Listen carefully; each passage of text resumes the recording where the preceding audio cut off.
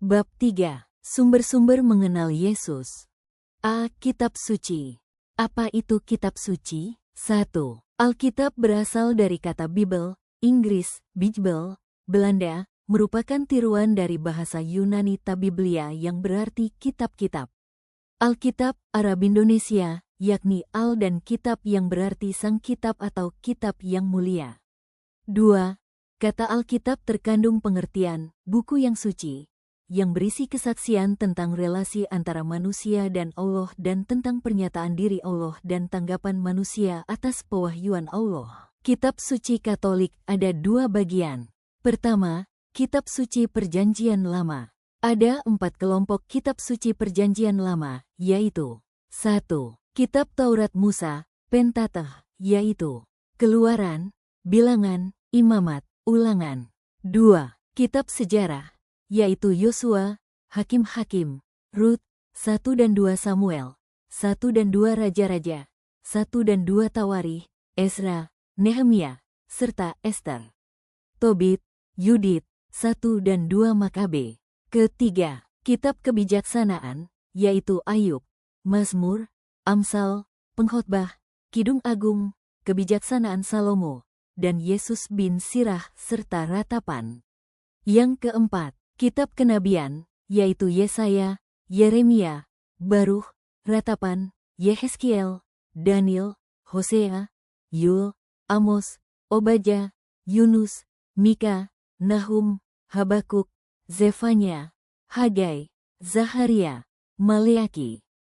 Kedua, Kitab Suci Perjanjian Baru. Ada 4 kelompok Kitab Suci Perjanjian Baru, yaitu 1. Ada 4 Injil, yakni Matius, Markus, Lukas, dan Yohanes. 2. Kisah Para Rasul. Kitab ini berisi tentang munculnya jemaat pertama atau gereja pertama. Tokoh yang menonjol adalah Petrus dan Paulus.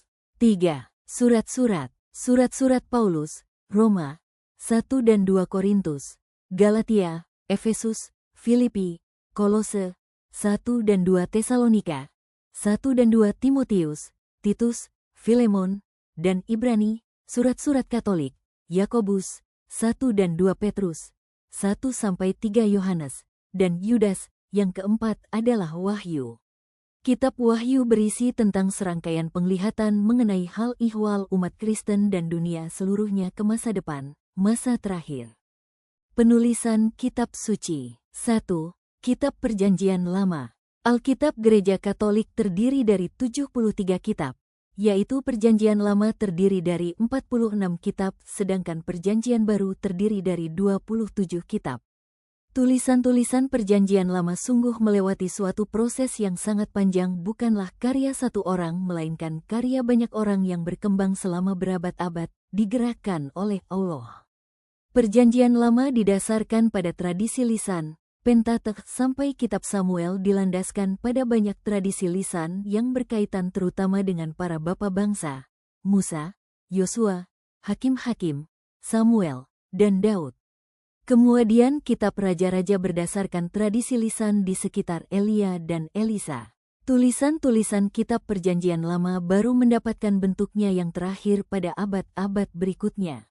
Penulisan Kitab Suci Perjanjian Baru. Yesus bisa membaca dan menulis. Yesus berkarya hanya dengan mengajar dan berkeliling berbuat baik. Mula-mula para murid mulai mewartakan Yesus secara lisan. Inti pewartaan pada mulanya adalah wafat dan kebangkitannya. Pewartaan itu berkembang dengan mewartakan juga hidup, karya dan sabdanya, dan yang terakhir adalah masa mudanya atau masa kanak-kanaknya. Semua diwartakan dalam terang kebangkitan. Karena kebangkitan Kristus merupakan dasar dari iman kepada Yesus Kristus. Jemaat berkembang dan mulai membentuk komunitas-komunitas, maka para rasul berhubungan dengan komunitas tersebut melalui utusan dan surat-surat. Pada tahun 382 Masehi, didahului Konsili Roma, Paus Damasus menulis dekrit yang memuat daftar kitab-kitab Perjanjian Lama dan Perjanjian Baru. Total seluruhnya ada 73 kitab. Pada Konsili Hippo di Afrika Utara, 393 Masehi, ditetapkan kembali ke-73 kitab Perjanjian Lama dan Perjanjian Baru.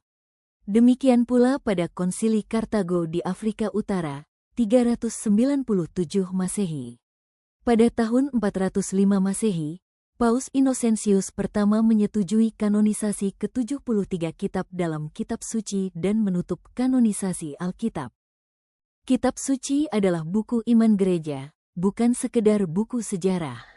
Kitab Suci merupakan kitab iman, maka dalam memahami isinya kita harus memakai kacamata iman, yakni dengan merefleksikan maksud dan tujuan penulis. Yang disampaikan penulis adalah penghayatan hidupnya berhadapan dengan Allah yang menyelamatkan hidup manusia. Sedangkan kitab sejarah hendak memberikan laporan peristiwa secara murni dan apa adanya tentang peristiwa yang terjadi pada masa lampau. Pengalaman iman dalam pelbagai keadaan dan situasi itulah yang menjadi kenyataan Alkitab. Dewasa ini umat Allah bergumul dengan masalah dan persoalan serta pengalaman yang pada pokoknya sama. Dalam kitab suci kita menemukan bagaimana manusia yang sungguh percaya dapat hidup. Penting membaca kitab suci. Pertama, karena tidak mengenal kitab suci berarti tidak mengenal Tuhan. Seperti perkataan dari Santo Hieronymus. Kedua, iman tumbuh dan berkembang dengan membaca kitab suci. Menurut Paulus dalam suratnya kepada Timotius bab 3 ayat 16-17. Ketiga, kitab suci adalah buku gereja. Buku iman gereja.